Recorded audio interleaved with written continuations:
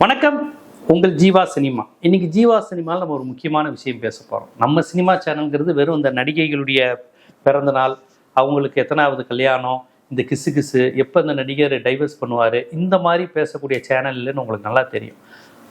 ஆழமான சினிமாவிற்கு பின் இருக்கக்கூடிய சமூக, உளவியல், அரசியல் பிரச்சனைகள், சமூக அரசியல் சினிமாவில் எந்த தாக்கத்தை ஏற்படுத்தும், சினிமாங்கிறது குழந்தைங்க இளைஞர்கள் மனதில் எத்தகைய தாக்கத்தை ஏற்படுத்திக்கிட்டு இருக்கு, எத்தகைய நேர்மறையான தாக்கத்தை ஏற்படுத்தணும் இப்படிங்கிற நோக்கத்துக்காகத்தான் நம்ம ஜீவா சினிமா இருக்கு. அந்த வகையில் முதலமைச்சர் ஜோசப் விஜய் அவர்கள் கரூர்ல நேற்று ஒரு கருத்து சொல்லியிருக்காரு. அவர் சொன்னது உண்மைக்கு புறம்பானது அப்படின்னு நம்ம மேலோட்டமா சொல்வதை விட அவருடைய ஆதரவாளரை வீடியோ ஆதாரத்தோட சொல்லியிருக்காரு. புதிய தலைமுறை பேட்டியில 9 மாசத்துக்கு முன்னாடி தாடி பாலாஜி கொடுத்த பேட்டி. இதை நான் புதிய தலைமுறை விவாதத்திலே பதிவு செஞ்சேன். இருந்தாலும் நம்ம ஜீவா சினிமா நேயர்களுக்காக பதிவு செய்யறேன். விஜய் அவர்கள் சொன்னது உண்மையா? போலீஸ்காரங்க என்னை நாசுக்கா பெரம்பலூர்லேருந்து ஏமாற்றி கூட்டி போயிட்டாங்களே, நான் நம்பிட்டேன் என்னை ஏமாற்றி கூட்டி போயிட்டாங்க. அதாவது அன்றைய போலீஸ் திட்டமிட்டே கரூரில் 40 பேரை கொலை செய்யணும்னு பிளான் பண்ணி பெரிய அசம்பாவிதத்தை நடத்துவதற்காகவே விஜயை கை குழந்தை மாதிரி நம்பி கூட்டி போய் விட்டுட்டாங்களாம். அவர் நான் நன்றிலாம் வேற சொன்னேனே அப்படிங்கிறார். இப்படி ஒரு போலீஸ் செய்ய முடியுமா? முதல்ல இவருக்கு வந்த கிரவுடு, இவர் தாமதமாக வந்ததால் வந்த கிரவுடு, இவருக்கு பின்னாடி ஓடி வந்த கிரவுடு, இது எல்லாமே போலீஸா உருவாக்க முடியும்? இப்படி ஒரு கிரவுடை போலீஸ்க்கு வேற வேலை இல்லையா? கிரவுடை எப்படியா உருவாக்கி 40 பேரை மூச்சு முட்டை செத்துருன்னு ஒரு போலீஸ் உருவாக்க முடியுமா? டிஎம்கே, ஏடிஎம்கே, தாவேகா, காங்கிரஸ் கட்சிகளை மறந்துடுங்க. போலீஸ்காரங்களுக்குன்னு ஒரு மரியாதை இருக்கு இல்லையா? ஒரு முதலமைச்சர் ஒரு போலீஸ்காரங்க மீது இப்படியா பழி போடுவது? காவல்துறையை விமர்சிக்கலாம், சட்டம் ஒழுங்க நீங்க கட்டுப்படுத்தலை, என்ன நடக்குது, ஒரு கலவரம் ராமநாதபுரத்தில் நடந்திருக்கு, நீங்க ஏன் செய்யலை, இதையெல்லாம் கண்டிக்கக்கூடிய உரிமை உண்டு. அதுவும் காவல்துறையை கண்டிப்பதெல்லாம் அப்படி பொது வெளியில கண்டிக்கக்கூடாது. ஒரு ரூம் மீட்டிங்ல என்னப்பா அரசு என்ன நடந்துகிட்டு இருக்கு, என்ன டிஜிபி என்ன பண்றாரு, என்ன ரிசல்ட் வந்துச்சு, ஏன் ரிப்போர்ட் வரல, உளவுத்துறை ரிப்போர்ட், இப்படி கேட்கணும். ஆனா பொது வழியில் வைத்து ஒரு காவல்துறையை பார்த்து நீங்க இப்படி பேசியிருக்கீங்க. ஆனால் உண்மையில் போலீஸ் தான் உங்களை நாசுக்கா கூட்டிட்டு போய் இந்த வலையில சிக்க வச்சு இத்தனை பேர் சாகிறதுக்கு காரணம் நீங்க சொல்லியிருக்கீங்க. ஆனா உண்மையில் என்ன? போலீஸ் தான் சார் கூட்டம் அதிகம் இருக்கு சார், நீங்க இங்க நின்று பேசுங்க அப்படின்னு சொன்னது போலீஸ். டிஎஸ்பி, கரூர் டிஎஸ்பி உங்கள்கிட்ட சொல்லியிருக்க. ஆனா நீங்க முடியாதுன்னு இருக்கீங்க, மறுத்து இருக்கீங்க. ஆதாரம் தாடி பாலாஜி சொல்றாரு. புசியானது தான் அந்த போலீஸ் சொன்ன எதையுமே கேட்கல. டிஎஸ்பி சொன்னாரு இங்கேயே நில்லுங்க, கூட்ட க்ரௌடு சார், ரொம்ப பிரச்சனையாயிரும், வேணாம் சார், க்ரௌடு கண்ட்ரோல் பண்ண முடியல சார், எதிர்பார்த்ததோட ரொம்ப கூட்டம் வந்துருச்சு, உங்களை பார்த்தா ரொம்ப முள்ளு கட்டுவாங்க, வேணாம் சார் அப்படின்னு டிஎஸ்பி உங்கள்கிட்ட கேட்டிருக்காரு. ப்ளீஸ் பண்ணி கேட்டிருக்காரு. யார்கிட்ட? சிஎம்டியா? கிடையாது. அப்போ விஜய் முதலமைச்சரும் கிடையாது, நடிகர், ஒரு கட்சி தலைவர். இருந்தாலும் உங்களுக்கு ஒரு கூட்டம் இருக்கு, மக்கள் உங்களை மதிக்கிறாங்கிறதுக்கு மரியாதை தந்து டிஎஸ்பி உங்கள்கிட்ட கேட்டிருக்காரு. சார் போக வேணாம். மறுத்தது நீங்க. யார் சொல்றா? தாடி பாலாஜி புதிய தலைமுறைக்கு அந்த சம்பவம் நடந்த அடுத்த நாளே சொல்லியிருக்காரு, புசியானது தான் காரணம், டிஎஸ்பி சொன்னாரு கேட்கல. அது மட்டும் இல்லை, போலீஸ் இன்னொன்னு சொல்லியிருக்கிறாங்க. என்ன தெரியுமா சொல்லியிருக்கிறாங்க? சார் அங்கே நிறைய க்ரௌடு இருக்கு, நீங்கள் லேட்டாக வர்றதுனால க்ரௌடு அதிகமாகிட்டு இருக்கு. அப்புறம் இன்னொன்று, உங்கள் பின்னாடி இப்போ ஒரு கூட்டம் அப்படியே பின்னாடியே ஓடி வரான், விஜய் விஜய் விஜய்னு உங்களை மூஞ்சியை பார்க்க முடியாத. ஒன்று செய்யுங்க, வேணாம் அந்த இடத்துல நிப்பாட்டிட்டு மேலே வந்து உங்கள் முகத்தை காமிச்சு கையை அப்படி காமிச்சிருங்க. க்ரௌடு கொஞ்சம் பேர் விஜயை பார்த்துட்டோங்கிறவன் போயிடுவான், விஜய் காருக்குள்ளே இருக்காருன்னு ஓடிட்டே இருக்கான். அவர் இப்படி முகத்தை காமிச்ச உடனே சரி விஜயை பார்த்துட்டோங்கிற மனநிலையில மகிழ்ச்சியில் போய் மாப்பிள்ள விஜயை பார்த்துட்டு மாப்பிள்ள இந்த பாரு ஃபோட்டோ, இந்த பாரு இது, அவன் இந்த செல்ஃபி எடுக்கவும் இந்த ஃபோட்டோ எடுக்கவும் தான் பண்ணுறான். கிட்ட போய் சுண்டு வரல தொட்டுட்டேன். இப்படியான கூட்டமாக இருக்கு. போலீஸ் அதை கண்டுக்கிட்டாங்க. அவங்க மீது கை வைக்க முடியாது, ஒழுங்குபடுத்த முடியாது. எல்லாம் சின்ன சின்ன பசங்க வேற, எங்களை உடுக்க பார்க்குறீங்களா அடக்க பார்க்குறீங்களான்னு வேற விஜய் மீட்டிங் பேசிட்டு இருந்தார். எந்திரிச்சு முகத்தை காமிங்க, இப்படி கை காட்டுங்க.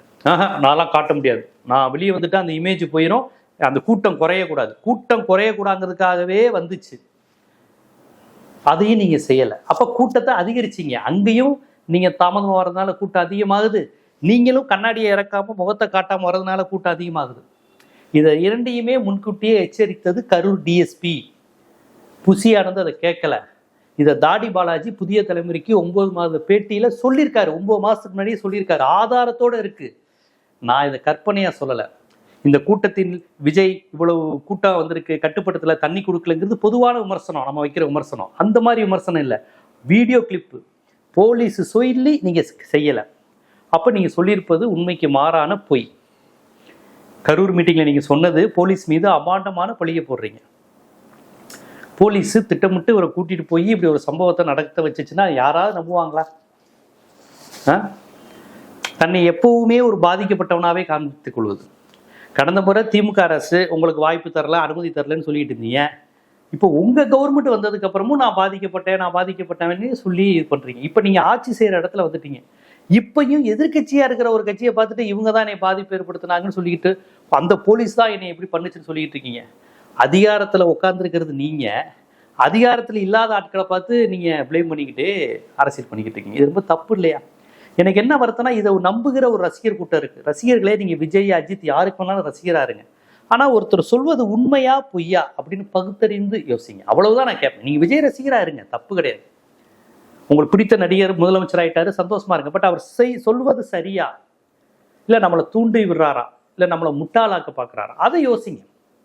நீங்கள் திமுக அதிமுக யாருக்கும் ஓட்டு போட வேணாம், விஜய்க்கே ஓட்டு போடுங்க. ஆனால் நம்ம ஓட்டு போட்ட விஜய் சரியா பேசுகிறாரா, உண்மையை பேசுகிறாரா, நம்மளை ஸ்டிமுலேட் பண்ணி நம்மளை தூண்டி விட்டு விளையாடுறாரா? ஏன்னா நீங்கள் கொஞ்சமாவது எதிர்கேள்வி கேட்கணும். அவர் என்ன சொன்னாலும் நீங்கள் கை தட்டினோன்னா என்ன சொன்னாலும் நம்புறதுக்கு ஒரு கூட்டம் இருக்குடா அப்படிங்கிற மாதிரி மைண்ட் செட் வருது. ஒரு தமிழ்நாட்டை நடத்துறது முதலமைச்சர் கிடையாது, மக்கள் தான்.